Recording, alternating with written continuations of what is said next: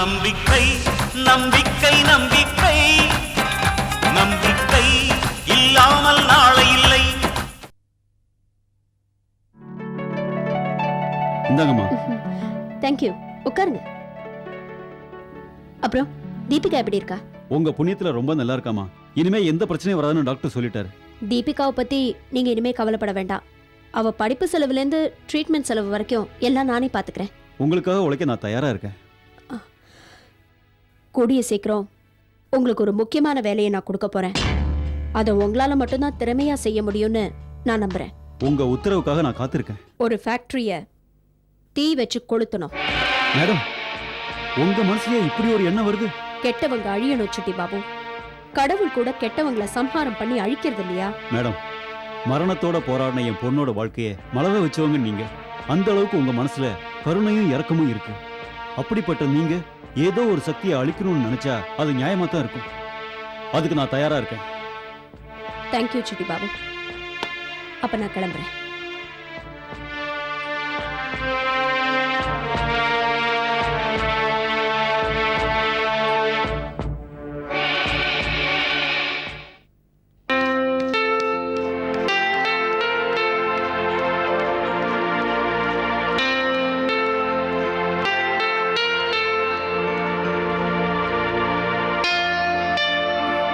என்னப்பா அது?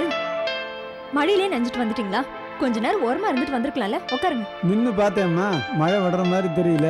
நீ வேற தேடுவிய, அதான் நனைஞ்சாலும் பரவாயில்லன்னு வந்துட்டேன். தலையை காமிங்க. எதுக்குமா? நானே தொடச்சுக்கிறேன். உன் கை வலிக்கும். குடும்பம் பரவாயில்ல, இருக்கட்டும்பா. என்னம்மா நீ? போதுமா?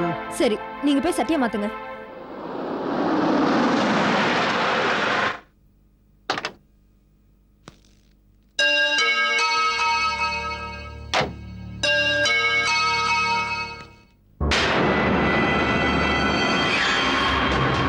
ஹலோ சார், உள்ள வரலாமா? அடடே, வாமா. உட்காருமா. ஹாய் ஜெயந்தி. ஹலோ, வாங்க வாங்க, உட்காருங்க. எப்படி இருக்கீங்க? நான் நல்லா இருக்கேன். என்னப்பா, மழையில நனைஞ்சிங்களா? உங்களுக்கு வீசிங் இருக்குன்னு ஞாபகம் இருக்கா இல்லையா?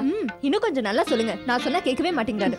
ஏமா, எனக்கு எது வந்தாலும் காப்பாத்துறதுக்கு நீ இருக்க, பொறுப்பா கவனிச்சுக்கிறதுக்கு பொண்ணு இருக்கா. எனக்கு என்னமா கவலை? ஒரு வகையில பார்த்தா உங்களுக்கு உடம்பு சரியில்லாம போனது, நான் உங்களை காப்பாத்துனது எல்லாமே நல்லதுக்கு தான். இல்லனா உங்களோட நட்பு எனக்கு கிடைச்சிருக்குமா? சரி நந்தினி, என்ன சாப்பிடுறீங்க? ஒண்ணுமே வேண்டாம். இன்னைக்கு நான் ரொம்ப பிஸியா இருக்கேன். அது மட்டும் இல்ல, இன்னைக்கு ரொம்ப சந்தோஷமா இருக்கேன். எனக்கு ஃப்ரெண்ட்ஸ்னு சொல்லிக்க உங்களை விட்டா யார் இருக்கா? அதான் என்னோட சந்தோஷத்தை உங்களோட பகிர்ந்துக்கணும்னு தோணுச்சு. உடனே புறப்பட்டு வந்துட்டேன். நீ எப்பவுமே சந்தோஷமா தாமா இருப்ப. நாம இன்னொருத்தருக்கு என்ன கொடுக்குறோமோ அதான் நமக்கு திரும்ப கிடைக்குது. இந்தாங்க, ஸ்வீட் எடுத்துக்கங்க. நான் ஸ்வீட் எடுத்துக்க கூடாது. இருந்தாலும் நீ கொடுக்குற, சாப்பிடாம இருக்க கூடாது. இன்னைக்கு என்ன விசேஷம்? இன்னைக்கு என் வாழ்க்கையில ஒரு முக்கியமான நாள். யாரெல்லாம் நான் அழியணும்னு நினைச்சாங்களோ அவங்க எல்லாம் இன்னைக்கு அழிய போற நாள். தர்மம் ஜெயிக்க போகுது. நீங்க சொல்றது எதுவுமே எனக்கு புரியல. ஆனா உங்களுக்கு ஏதோ நல்லது நடக்க போகுதுன்னு மட்டும் தெரியுது. அதனால நான் இந்த ஸ்வீட் எடுத்துக்கிறேன். ஆமா, எந்த ஃபேக்டரியில நான் அவமானப்பட்டேனோ அந்த ஃபேக்டரி இன்னும் கொஞ்ச நாள்ல என் கைக்கு வரப்போகுது. அதை கொண்டாடுறதுக்கு ரொம்ப பெரிய ஃபங்க்ஷன் ஏற்பாடு பண்ணியிருக்கேன். அதுக்கு நீங்க 2 பேரும் கண்டிப்பா வரணும். நிச்சயம் வரம்மா. உங்க முன்னாடி நாங்கள்லாம் சாதாரண ஆளுங்க.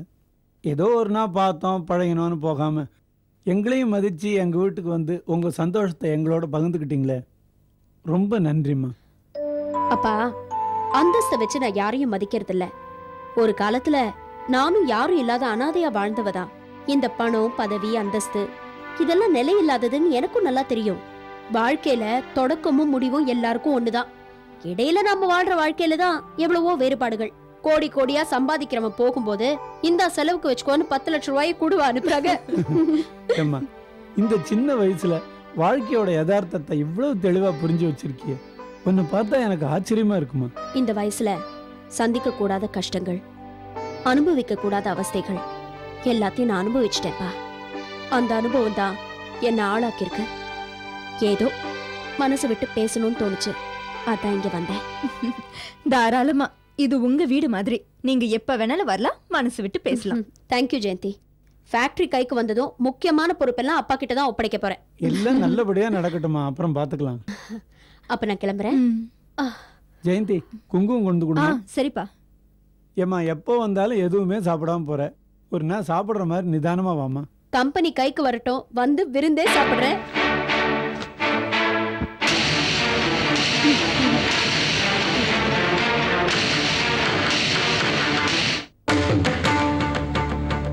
அப்ப நான் வரட்டுமா? நம்ம டெக்ஸ்டைல் யூனிட்டை மிஸ்டர் ஜெயின் பேருக்கு லீகலாக மாற்றணும். ஆடிட்டர் வர சொல்லியிருக்கேன், கொஞ்ச நேரத்தில் வந்துடுவார். அது வரைக்கும் இந்த டாக்குமெண்ட்ஸ் எல்லாம் செக் பண்ணுங்கள்.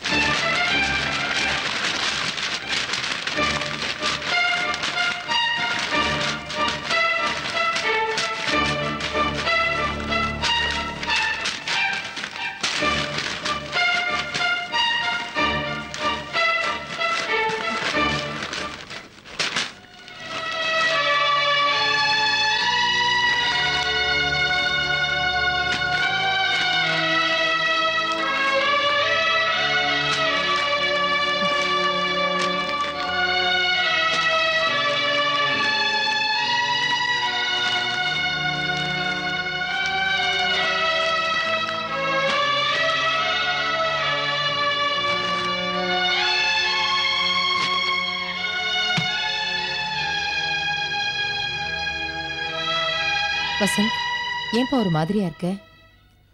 ஒன்றும் இல்லைம்மா, கம்பெனி தான் நம்ம கையை விட்டு போகுதுன்னா டாக்குமெண்ட்ஸ் எல்லாம் முன்னாடியே போக அவசரப்படுது போல இருக்கு. டெக்ஸ்டைல் யூனிட்டை விற்க போறமேன்னு உனக்கு வருத்தமாப்பா? வருத்தம் இல்லாமல் இருக்குமாம்மா. நான் முதல்ல என் கையால் சம்பாதிச்சு வாங்கின யூனிட் இது. அதை உன் கையால் தான் திறந்து வச்சேன். அன்னைக்கு நான் அடைஞ்ச சந்தோஷத்துக்கு அளவே இல்லை. ஆனால் இன்னைக்கு அது நம்ம கையை விட்டு போக போகுது. அதுக்கு தானே என் பேர்ல இருக்க ப்ராப்பர்ட்டி விற்க சொன்னேன். இப்ப கூட நீ விரும்பினா இல்ல. அது வேண்டாமா. வெறும் கையோட தான் நான் இந்த உலகத்துக்கு வந்தோம். வெறும் கையோட தான் போக போறோம். நாம நிறைய சம்பாதிச்சிட்டோங்கிறதுக்காக போகும்போது செலவுக்கு இருக்கட்டும்னு ஒரு 10 லட்ச ரூபா கையில வச்சு அனுப்ப போறாங்க. எல்லாமே இந்த உலகத்துக்கு தான் சொந்தம். பிறக்கிறோம், அனுபவிக்கிறோம், செத்து போயிடுறோம். அதாம்மா வாழ்க்கை.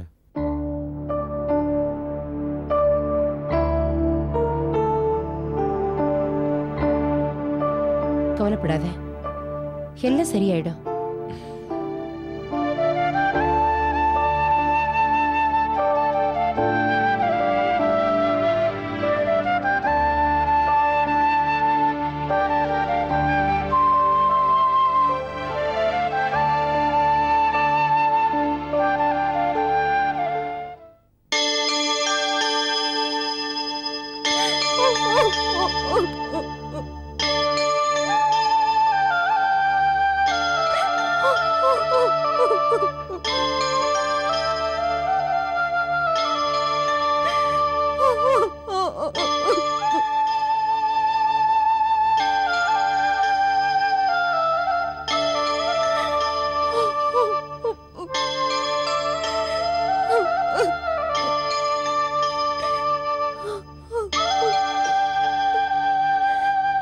கங்காவுக்கும் அவங்களுக்கும் தொடர்பு இருக்குன்னு நான் அன்னைக்கே சொல்லும்போது நீங்க நம்பலையே. சிந்தாமணி சொல்லும்போது கூட நான் நம்பல. ஊர்ல 4 பேர் 4 விதமா பேசும்போது கூட நான் நம்பல. இப்ப நீயே உண்மையை ஒத்துக்கிறிய? உனக்கு வெக்கமா இல்ல?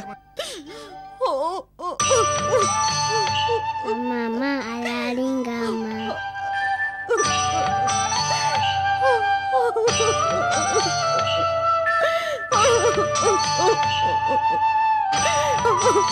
டேய் கண்ணா, அம்மா அழாதீங்க அம்மா. உங்க அப்பாவுக்கு நான் அப்படி துரோகம் பண்ணுவேனா? உங்க அம்மாவை போய் சந்தேகப்படுறாரா? இத்தனை வருஷமா இல்லாத சந்தேகம் உங்க அப்பாவுக்கு இப்ப எப்படிடா வந்தது?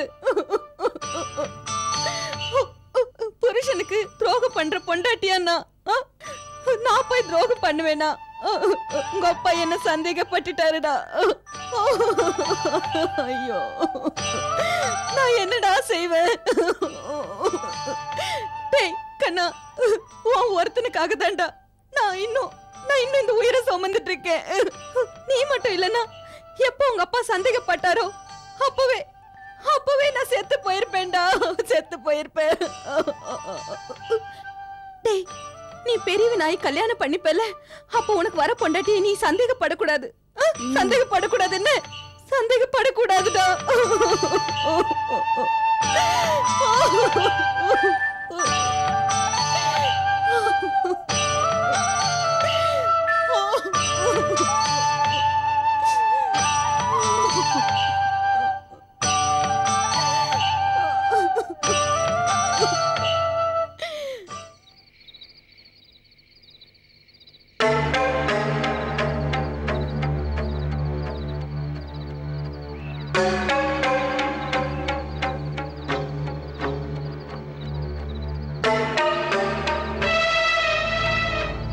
ஏண்டி, சிந்தாமணி போட்டிருக்காளே வைராட்டிக, அது நல்லா இருக்குல்ல? என்ன விலை இருக்கும்? விலைய பத்தி அவளுக்கு என்னடி தெரியும்? அதெல்லாம் அவ அக்காவோட நகை. வைரத்தை இவ முன்ன பின்ன பாத்திருப்பாளோ என்னமோ.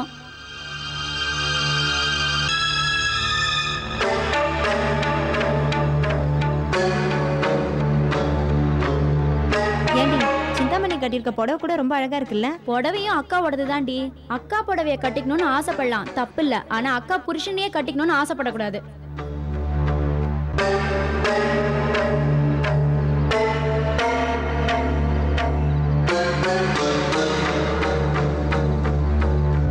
சரி தோற, பணத்தை சிந்தாமணி கிட்ட கொடு.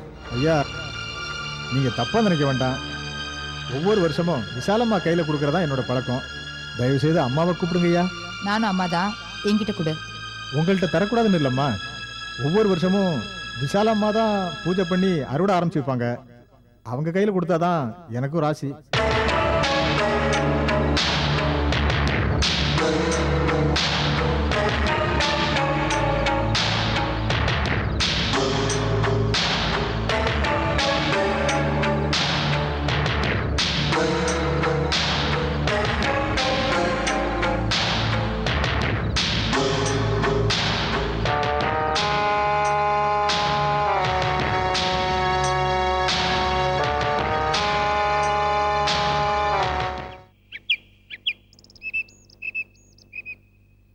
இது சோறு, இது குழம்பு, இது பிரியாணி, இது சிக்கன், இது சாம்பார்.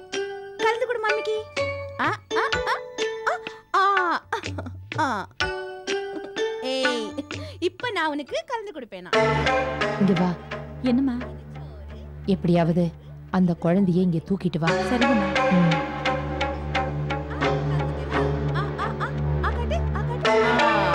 உங்க பையனை என்கிட்ட கொஞ்சம் கொடுங்கம்மா, நான் வச்சிருக்கேன். இல்ல, அவன் இங்கேயே விளையாடு. இல்லம்மா, நான் கொஞ்ச நேரம் கூட்டிட்டு போய் விளையாட்டு காட்டுறேன்.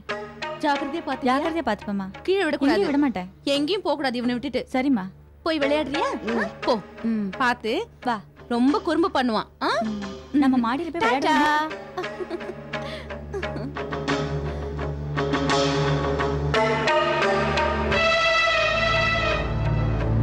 அம்மா, நீங்க சொன்ன மாதிரியே குழந்தைய கொண்டு வந்துட்டேன்.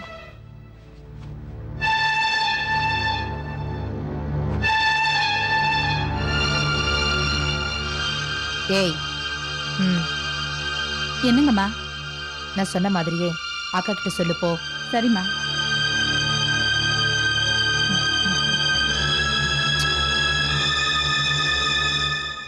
அம்மாம்மா, மாடியில இருந்து உங்க குழந்தை கீழே வந்துருச்சுமா. குழந்தை மாடியில இருந்து விழுந்துட்டானா? என்னடி சொல்ற? ஆமாம்மா. என் குழந்தை எங்க? கண்ணா!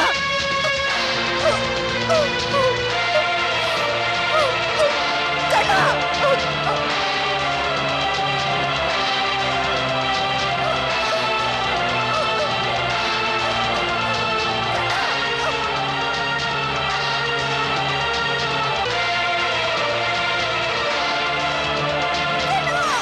விசாலா,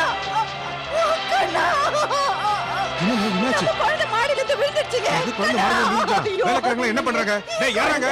ஐயா, குழந்தை கீழே விழல, பொம்மை தான் விழுந்துச்சு. அம்மா தான் அப்படி சொல்றாங்க. குழந்தைங்க. என் குழந்தை இங்க இருக்கான்.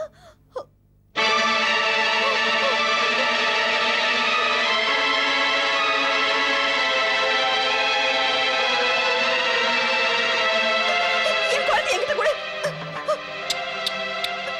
என் செல்லம். ஏண்டா, என்னை விட்டுட்டு எங்க போயிட்ட? கொஞ்ச நேரத்துல நான் எப்படி தவிச்சு போயிட்ட தெரியுமா? இத பாருங்க, இனிமே என் குழந்தை யாரும் தொடக்கூடாது. என் குழந்தை நான் யாருக்குமே கொடுக்க மாட்டேன். தொட்டீங்க நான் என்ன பண்ணுவேன்னு எனக்கே தெரியாது. என் குழந்தை நான் யாருக்குமே கொடுக்க மாட்டேன். நான் யாருக்குமே கொடுக்க மாட்டேன். கண்ணா, என் குழந்தை நான் யாருக்கு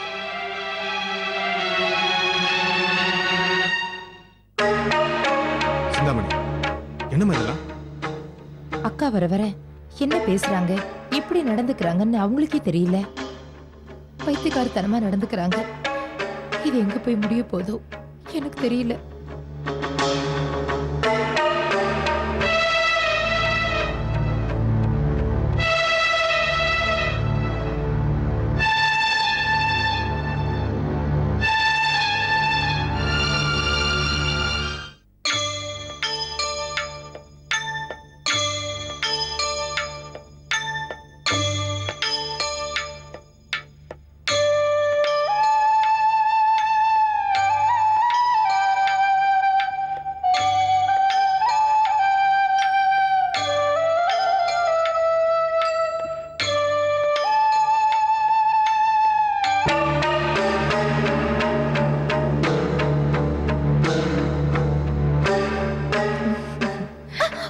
வேண்டாம் சிந்தாமணி, என் குழந்தைய ஒண்ணும் பண்ணிடாது.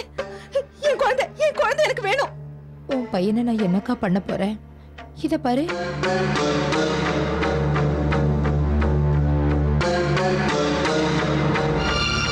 பாத்தியாக்கா, உன் பிள்ளைக்கு திருஷ்டி சுத்தி போட போறேன். எதுக்கு இதெல்லாம்? அதெல்லாம் ஒண்ணு வேண்டாம், நீ போ.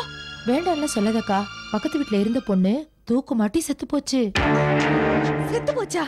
எதுக்கு? அந்த பொண்ணோட குழந்தை செத்து போச்சா, புள்ள ஏக்கத்துல அவளும் செத்து போயிட்டா. ராத்திரியில அவ ஆவியா வந்து குழந்தைங்கள தூக்கிட்டு போயிடுறாளாம். அதுக்காக தான்க்கா திருஷ்டி சுத்தி போடுறேன்னு சொல்றேன். அப்படியா? அப்ப சுத்தி போடு. உட்கார்றா. நல்லா சுத்தி போடு சிந்தாமணி.